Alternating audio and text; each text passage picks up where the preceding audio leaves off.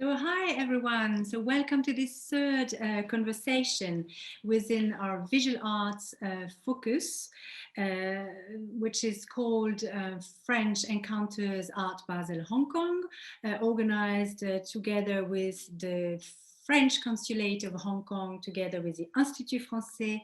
My name is Adeline Blanchard. I'm responsible for visual arts at Institut français. And so I'm very glad for this session to welcome the Hong Kong artist Kingsley Ng. Hi, Kingsley. Hi. So you will be in conversation with Rebecca Lamarche-Vadel, director of Lafayette Anticipations in Paris. Hello, Rebecca. Oh. Hello. And for the introduction, I will ask also Sylvie Boulanger, director of the CNEAI, to give a word. Hello, Sylvie. Hello. Hi. So, I mean, this is actually the second part of the session we've seen before. So this residency Microme that have been started from the French Consulate in Hong Kong, which is a collaboration together with different partners in Hong Kong, such as K11 Art Foundation, such as Videotage, but also CNEAI. CNEAI was coordinating the collaborations in France, also with Anticipations Lafayette and the Institut français. So Kingsley will be invited to come to France at the end of the year, to come to Paris and maybe somewhere else. So Sylvie will tell more about this part of the residency. So first of all, I wanted Kingsley to introduce you a little bit. So you're an interdisciplinary artist and designer with a focus on conceptual and also site-specific and participatory projects. You believe that art helps us to mediate our environment, whether as viewer or as participator. So you have received a postgraduate training at Le Fresnoy in north of France, the same like Theodora Bahat, we just had a talk before. And then you continued your study in design degree from the University of Edinburgh in the UK, and also a BFA New Media Art degree from the Ryerson University in Canada. So you exhibited internationally in many places, such as the Museum of Contemporary Arts in Rome, in Italy, also at the Guangzhou Triennale in China, also the Eshigo-Tsumari Art Triennale in Japan, the Centre Pompidou IRCAM in France, and Electronic Media Art Center in Canada, and also many places, of course, in Hong Kong, so the Hong Kong Museum of Art and the Art Basel Hong Kong. You received also numerous grants and awards, and you were also a resident at Cité Internationale des Arts in Paris in 2010. And you are also teaching at the Hong Kong Baptist University Academy of Visual Arts. So for this, the beginning of this conversation, I will pass on the word to you, Sylvie Boulanger, Director of the CNEAI, National Center for Image Art Publishing, based in Paris. Thank you, Sylvie. Hello to everyone. Thank you to the French Consulate and to the Institut français for bringing us together and allowing the Micromega's cross-residency. I am happy to represent here the CNEAI as a partner of this great project. So the initiative comes from Videotage. And I'm going to briefly introduce the CNEAI while some images are scrolling by. Yes, so CNEAI is a national art center dedicated to media work since 1997. We transformed ourselves according to the artistic needs, creating a collection an annual fair for media works, MAD, like multiple art days, commissioning the floating house from the Bow Lake designers, a boat to welcome artists in residencies. We moved 3 times already, and now we are located in Paris, in the International Campus of Paris, but our collections are located in and exhibited in 3 other towns in France, in Bordeaux, in Marseille, and in Dunkerque. The collections we develop concern art media works, artist books, and urban projects. They are often exhibited outside France with specific artist projects, currently in Brazil, in São Paulo, and in Switzerland, in Geneva and Milan.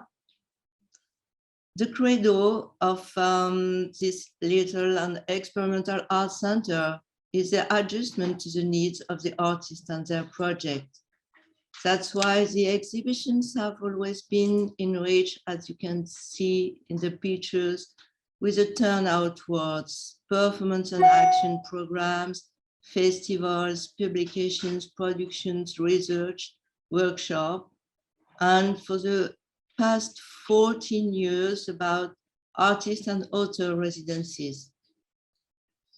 We can now offer 2 places of residence for the artists and the curators and publishers too. One inside Paris, in the Cité Internationale Universitaire de Paris, which brings together researchers, artists, and students of 50 nationalities, and at 1 hour of Paris on the river, the floating house.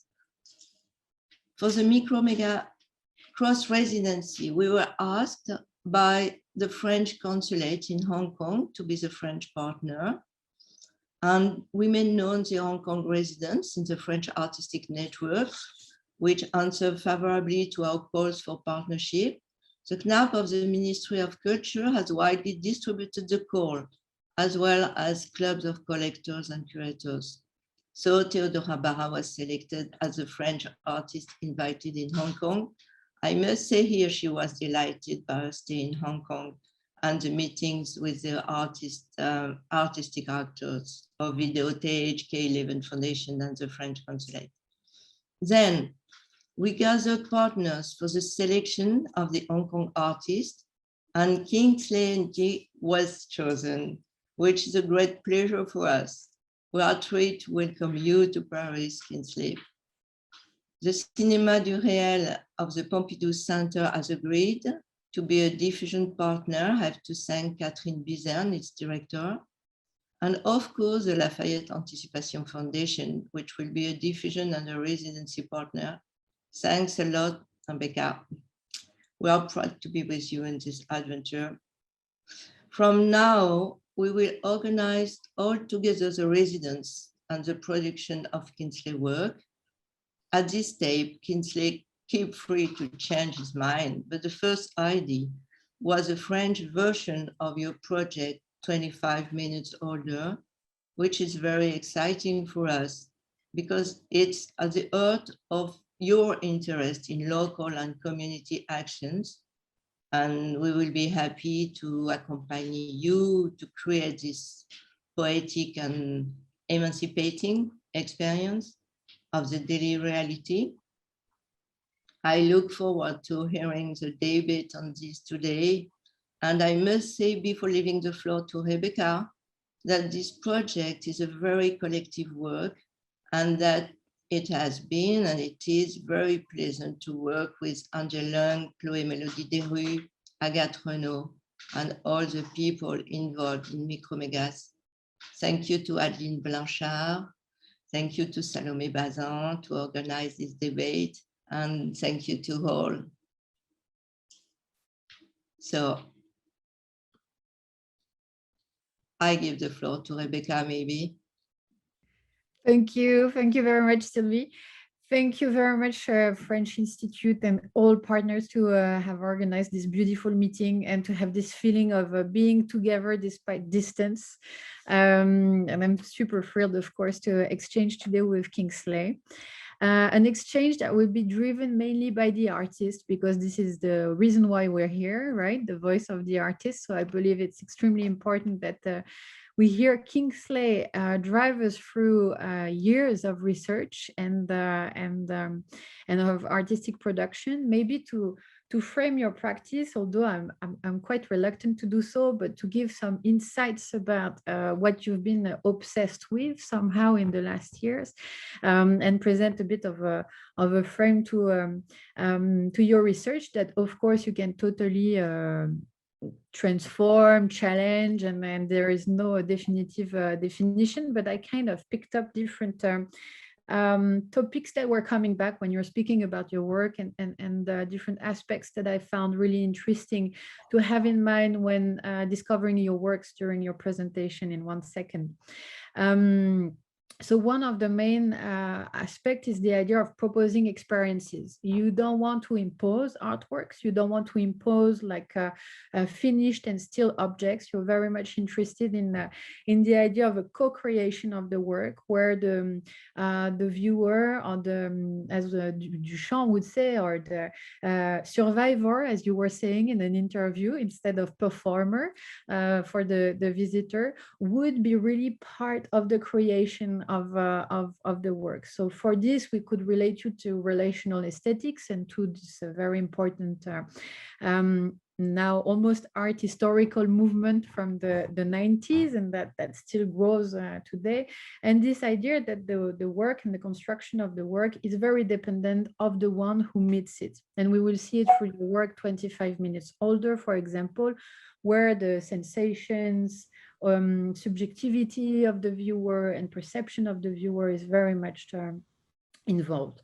We also have this idea, which follows that question of experience, of a revealing process, which means that you allow the aleatory to come in, like really this idea of not controlling all of the parameters, which is something that is extremely important. So you kind of propose or put on stage an object that will be transformed through the context, construction, also place where it happens. And I think that's why also some of your work have been very different depending on where they are happening, because they kind of reveal the dimensions where they are taking places.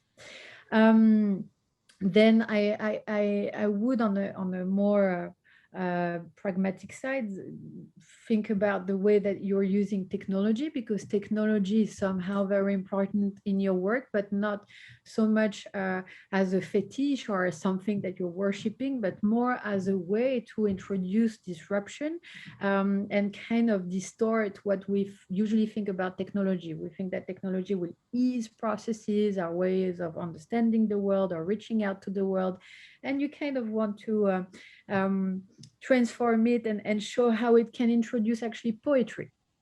And this is one aspect that is also quite crucial, and I hope that we will feel it for your presentation. Poetry as a way to distort perception, sensations, as a way to open up our vision of whatever surrounds us, and suddenly renew as well the attention and the dignity we give to whatever is there, but that we were maybe not able to see or perceive without your work or without works of art. And maybe as a final line, which I found really interesting, is that you were saying that art for you is a way to learn how to be a human being. And I understand for that it's maybe a way to enhance or explore the vastness of our sensations, of our perspectives on our environment and the way we are inhabiting this world. And your work are kind of tentatives to enlarge these perspectives.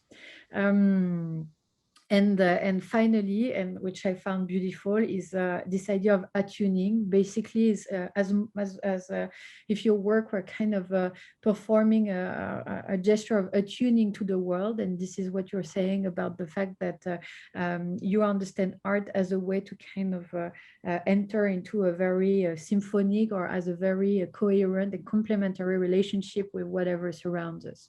So that's an introduction where I'm throwing big words.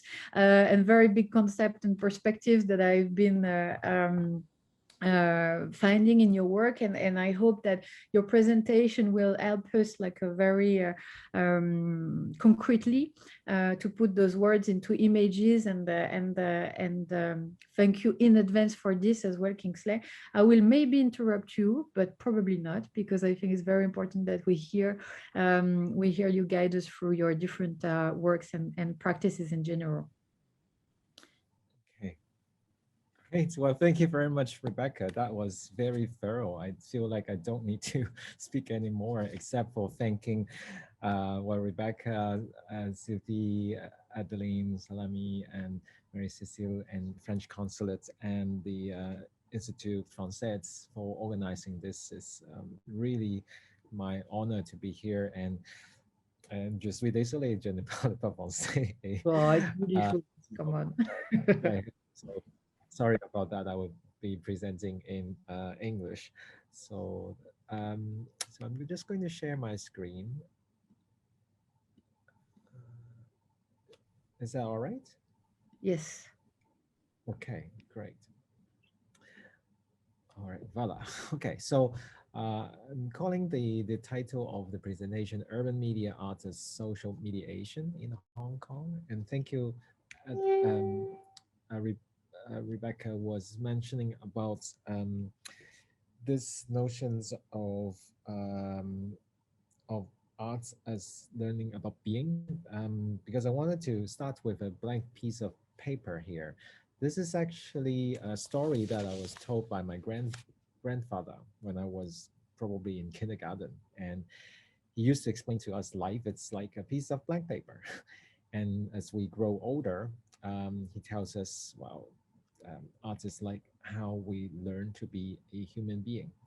So these were things that I didn't really understand when I was very young. And then regretfully, my grandfather also passed away when I was quite young.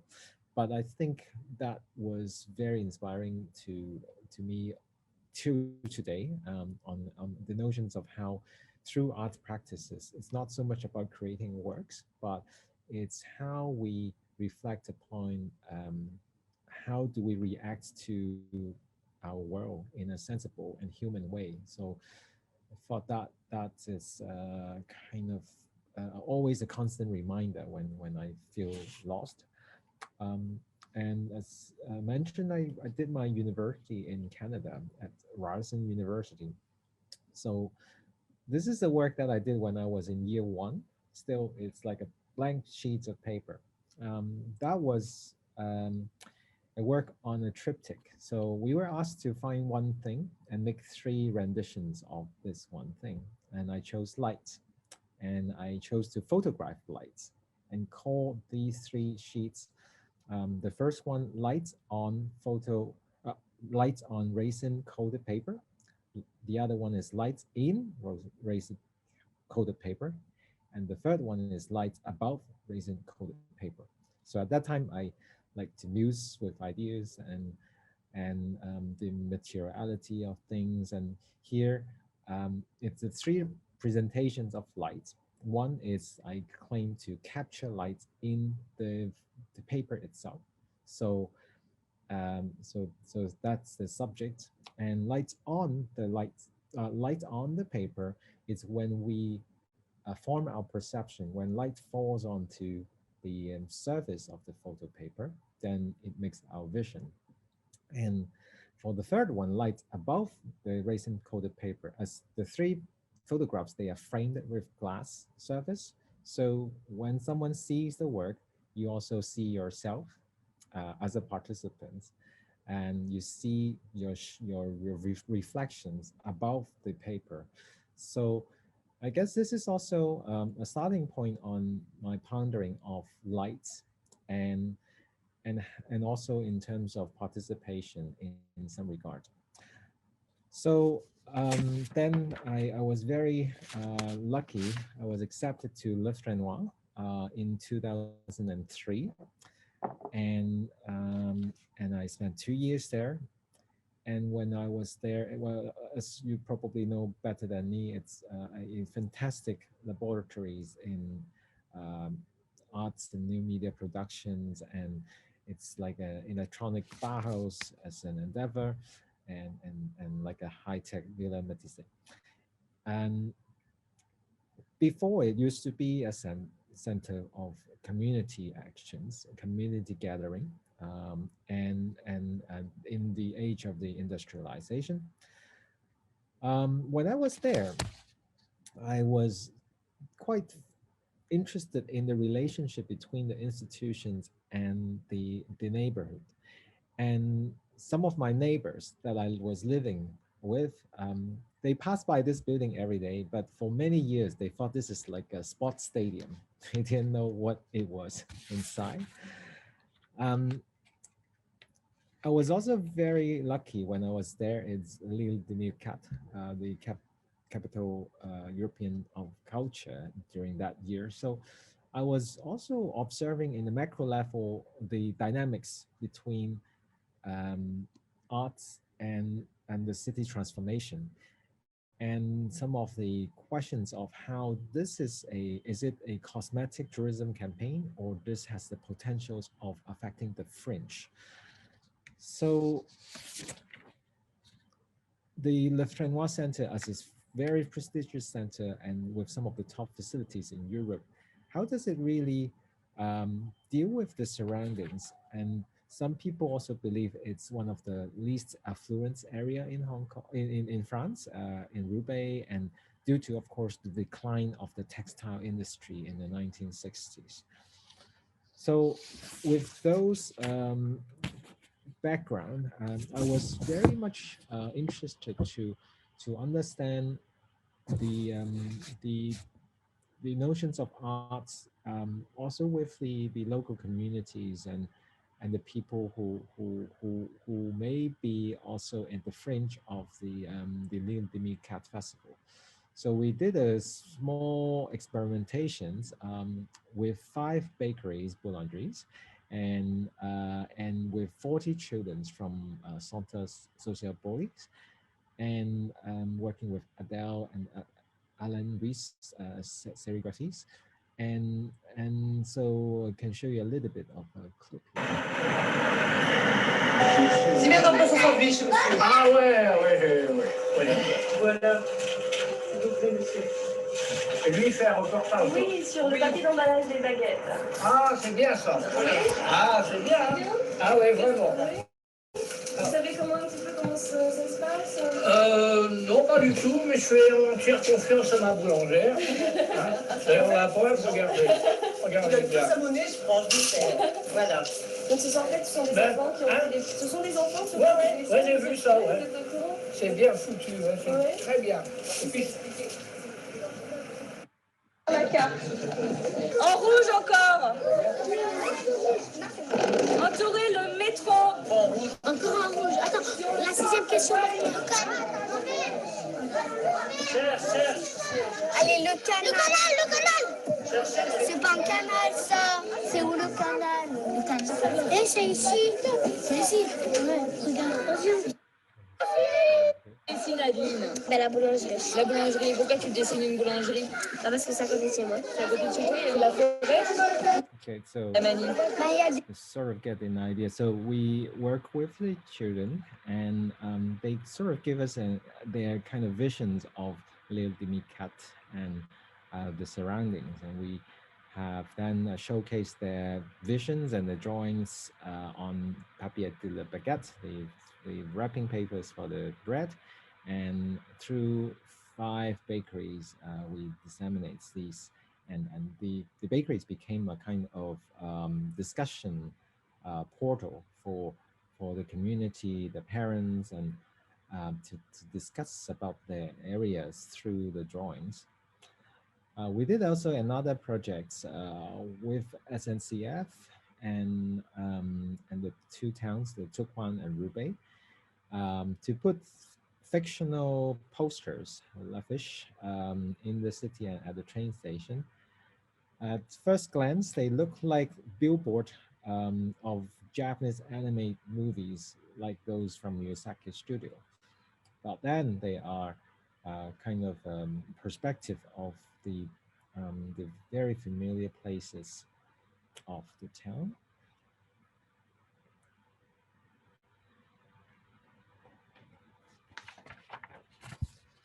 So it was quite interesting. There was, I believe, around those years that there was a curfew, and quite a lot of the streets, there were quite a lot of tensions and protests for during that time. Quite a lot of the poster stands, they got all smashed up, but it was quite funny or interesting that the project's poster billboard, they were not vandalized by the locals. Only other brands they got smashed. Right, so those were kind of two quick interventions in the city. And one more project that I was doing at Le Chanois, it's called Métier Musicale. So I had quite a naive idea. Of course, we understand the north of France is very close to the textile past. So what if we kind of reconvert an ancient métier d'essai, a weaving machine, into a musical instrument, so people may engage with the past in a different way. So I'm going to play a short clip. Cet artiste canadien, originaire de Hong Kong, a transformé un vieux métier à tisser, rescapé du passé industriel du Nord, en instrument de musique. Les sons numériques sont joués à partir des anciens mouvements de la main sur l'ouvrage textile.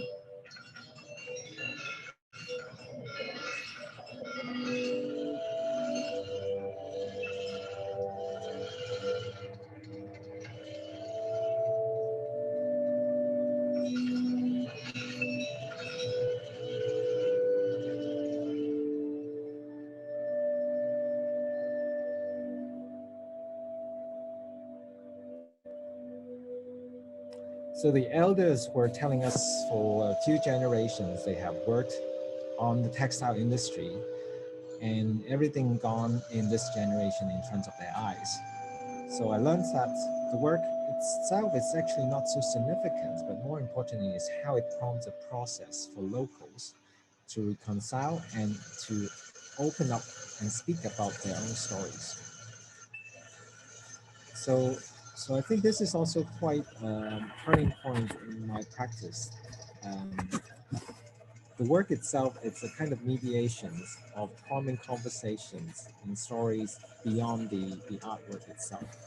That seems to be as important as the work that you show in front of you. So then around 2009, I was invited to participate at the Echigo Zimari Art Triennale in Japan. And this also kind of continues with the thinking that I was inspired by at Le Chanois. And the festival in Japan is in the rural areas, and it is devoted to respond to the crisis of depopulation in these rural areas in Japan. So quite a lot of young people, they would choose to go to work in the city, but there's not enough people and young people to support the development in the rural region. So the festival, it's one of the very important case study on how through arts and culture, it has this kind of rural regeneration through the festival's outreach. And of course, a lot of young people and volunteers also come to the festival to help rebuild the rural area. So at that time in 2008 and 9, myself and a few colleagues from Hong Kong, we then went to the village, one of the village in Chicodzimari, and I actually stayed around 1 year on and off. And the work was inspired by a major earthquake that happened in 2007. So when we were visiting the village the first time, we see, for instance, our exhibition center, it was it was damaged, and a lot of roads, there are some cracks, and that was kind of the point of departure of the project. So the idea was, how about making archives of the cracks of every house in the entire village, and meet all the locals. Also, their palm lines, the lines of on the villagers' hands, and they are mostly farmers, so there are also quite a lot of um, um, actions we can see from the wrinkles and the imprints on the hands. And so the project is to kind of find the parallels of these cracks between earthquakes and palm lines of the outbursts. They are both traces of experience, life experience. They may not be the most visible, but deeply tactile. So the idea is to turn these lines into wind chimes. So tracing these lines contour into wind chimes, and each family gets one set of the wind chimes for the festival, and um, and also can hang outside of their door porches. So that was 2009 at the Chico. So well, before I jump into the next slide, actually, the reflection is that like the case in Notre-Dame and the case here in Japan, I started to think about the work itself. It's not so much the objects to be looked at, but rather they are like a means of mediations and relating the audience to the human contents of the place.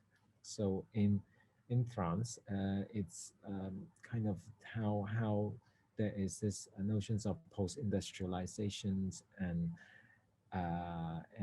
the collapse of the textile industry and the wish of transformations into the next stage.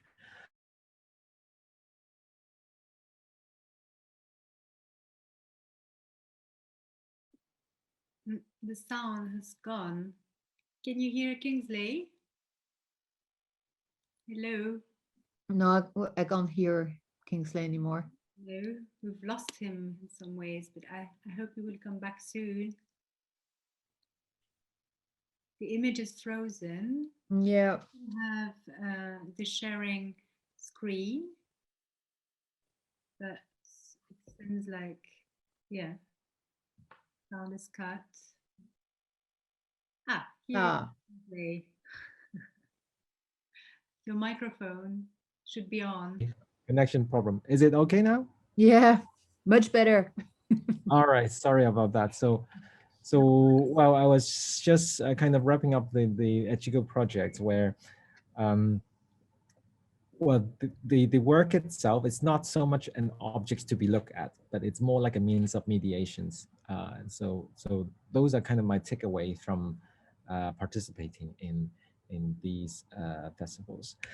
So coming back to Hong Kong, the decades after the handover in 1997, there were quite a lot of traumas in Hong Kong.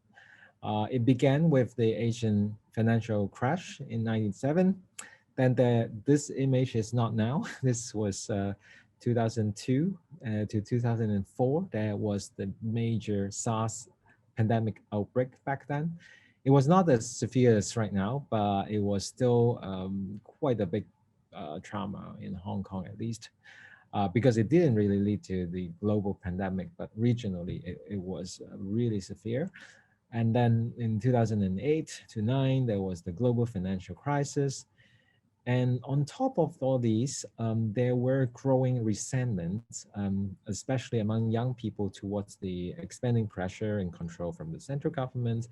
In 2003, there was the Article 23 anti-subversion legislation controversies. There's the anti-Hong Kong Express Rail Link movements in 2009. There was also controversies between about the moral and national education in 2012, And then there is the calling for universal suffrage, and so-called umbrella movement in 2014. And of course, much has developed in the recent years as well.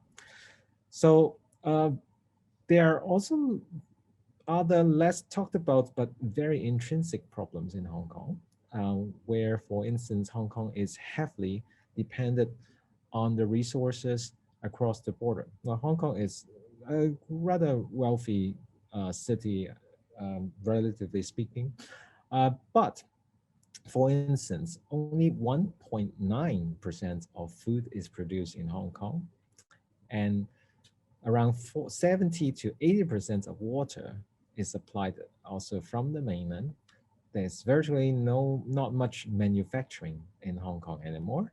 And much of the high-tech and R&D research and development is not so much in Hong Kong, actually. It's more like in the Shenzhen and Greater Bay Area.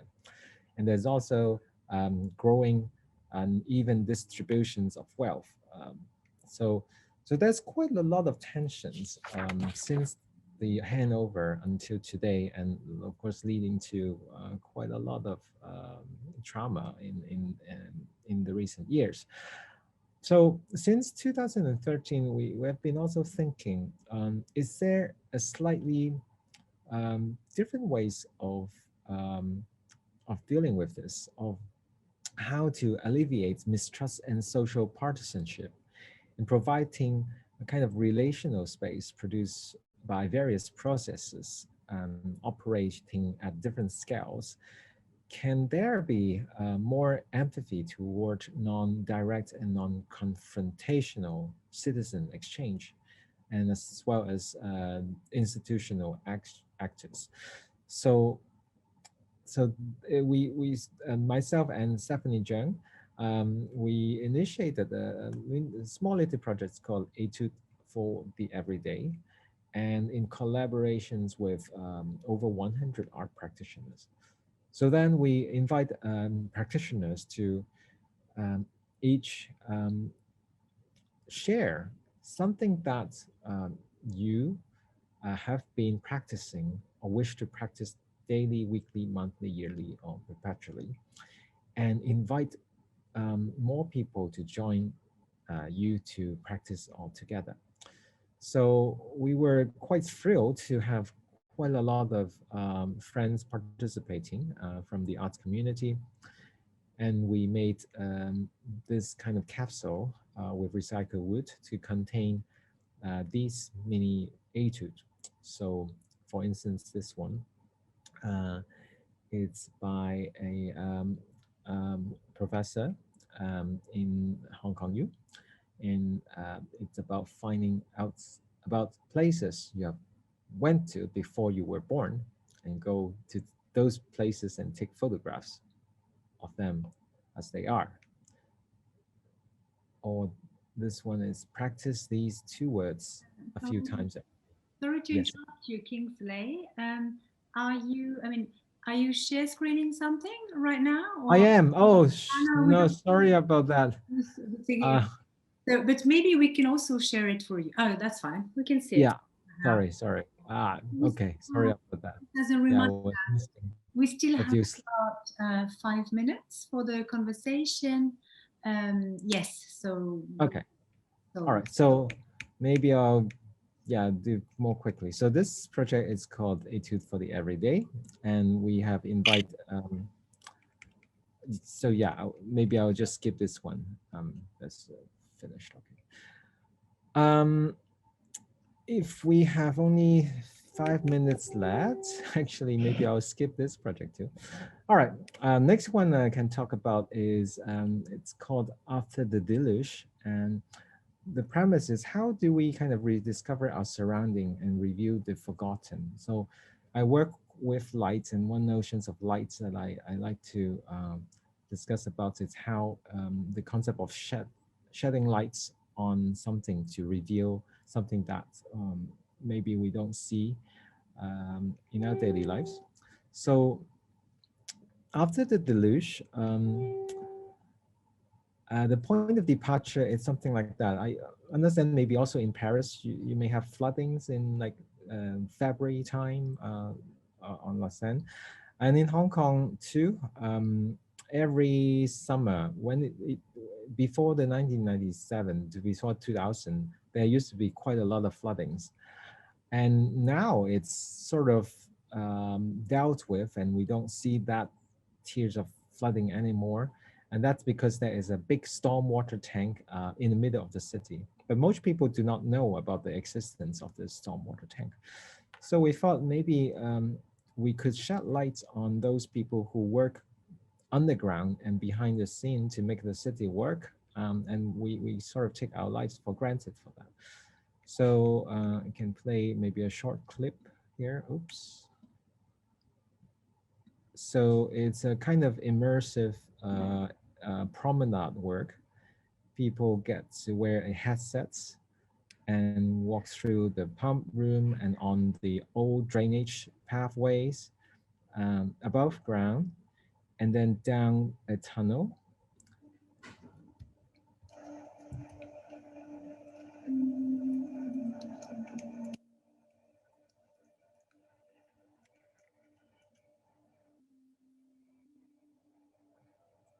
And into the main stormwater tank, which is the size of 40 Olympic swimming pool for the installation.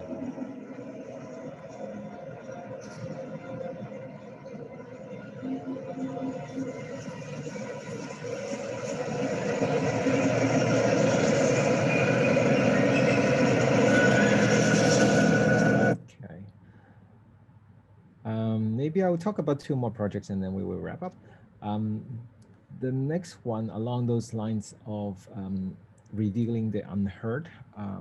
This is how can we find resonance in the unheard. It's a project called Over the Oceans. And there's also a French connection here. This is part of the Lumière Festival, Fête de la Lumière, which has a tie with the Lyon Festival and organized by French Midi. And the project here, it's in the sites, which is the Chatter Garden, which used to be a cricket's playground. And behind you, you can see this is the Bank of China. And so it's a very, it used to be a very colonial space, and now it's a park. And this park right now is, it's also a gathering place for many migrants, domestic workers to spend their weekly holiday. And it is also a site of protest. Well, at least it used to be, for human rights and for the rights for many of the migrant workers. So when we think about doing a work here for the festival, we thought maybe we could also feature some of these stories, and many stories of those who travel a long way to Hong Kong, and Hong Kong become their home.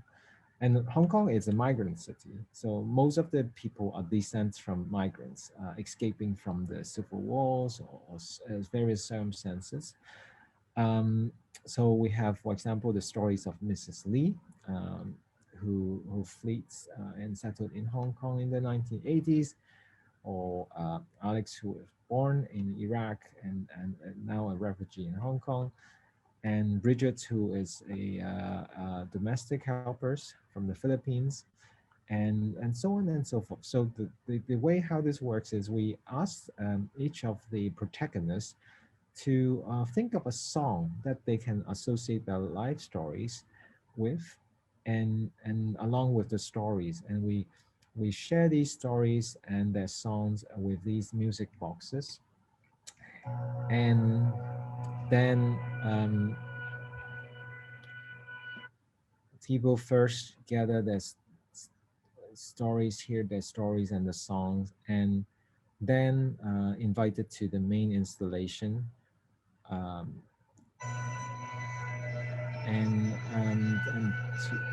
They can also make their own paper boats and put it into the water, and the water and the installations musical notes will be revealed from the participations.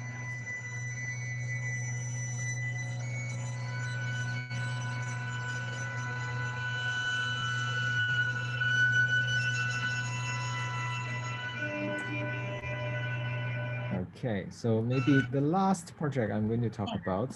Thank you. We have to finish. We are about to finish the talk very soon, as we have sessions starting at 11. Yeah, so let you the last words. So maybe this is the last project, and it's called 25 Minutes Older, and we were very very happy to have borrowed Liu Yichang's TED batch of this parallel stories of two protagonists meeting in a city, which inspired In the Mood for Love, and bring fragments of that on the Hong Kong tram and through the techniques of camera obscura. And yeah, maybe I'm just going to play a short clip here before we wrap up.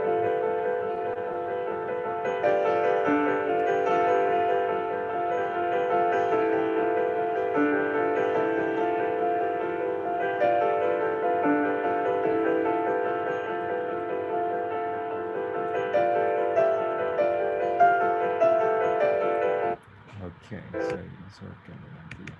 so I'm going to just end with this quote here, which I'm not going to read it out.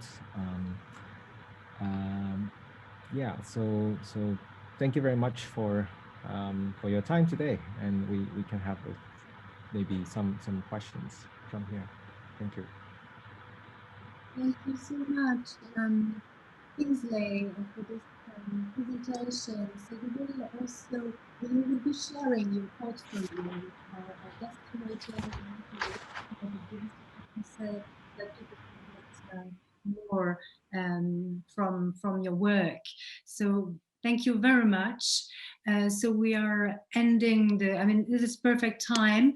Now we will carry on with the next conversation. Thank you very much, Rebecca, for the great introduction. Thank you very much, Sylvie, also for presenting CNEAI and the great residency project. So I just may add that because I didn't say it in the introduction, that of course we are super happy as Lafayette Anticipations to have you coming to France at the end of the year, and to collaborate with you on a project, one of these beautiful projects that you presented. It's just like you were saying, these are works of mediation, and I was like, these might be works of meditation, because they kind of raise a certain awareness, and they're really like calling us for a very new openness to the world and whatever surrounds us, in all of its humility, modesty, and fragility, which I find extremely beautiful. And I just wrote down: the archives of the cracks rediscover the forgotten and revealing the unheard, which are like things that I wish everyone could do on a everyday life, and which is what I wish to all of you, actually, and which I'm super happy to live with you in a few months. Thank you very much, Becca. Yeah, for this. It's super honor to be part of this. Thank you. Beautiful last words. So we are just jumping into a Facebook Live session right now. It's a walk through the fair with Angel Siang Lee, who will be going from one booth to another one. That would be a good chance for us. I mean, as we're not able to be in Hong Kong, for all the other international guests to have a view and to have a feeling of traveling a little bit to Hong Kong. So we will meet then in 10 minutes on this Facebook Live. And I thank you again, Kingsley, Sylvie and Rebecca. Thank you. Thank you very much. Bye-bye. Bye-bye. Thank you, the whole. Thank you, Kingsley. That was very inspiring. Bye-bye. Thank you.